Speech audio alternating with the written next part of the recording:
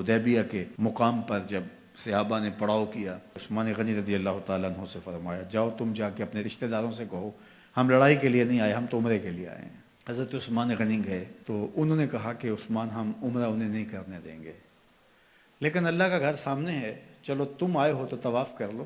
حضرت عثمان غنی نے کہا عجیب لوگ ہو، حضور نہ کرے اور میں کر لوں۔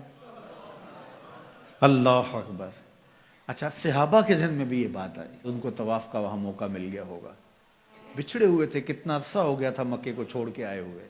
جب حضرت عثمان غنی واپس آئے تو کہا کہ عثمان تم بڑے خوش قسمت ہو کہ تم نے طواف کر لیا ہوگا۔ کہا تمہاری غلط فہمی ہے، میری خوش قسمتی یہ نہیں کہ میں نے طواف کیا، یہ کیسے ہو سکتا ہے؟ حضرت عثمان نے کہا میں 1 سال بھی وہاں رکتا تو طواف نہ کرتا اگر میرے رسول نے نہیں کیا۔ تو دین ہی وہ ہے جو حضور کے تتبع میں ہو، حضور کی اتباع میں ہو، حضور کے پیچھے ہو۔ حضور کے پیچھے لگ کے اللہ ملتا ہے، آگے چل کے نہیں ملتا۔ یہ صحابہ مزاج سمجھتے تھے، لا تقدموا بین یدی اللہ ورسولہ۔ اللہ اکبر۔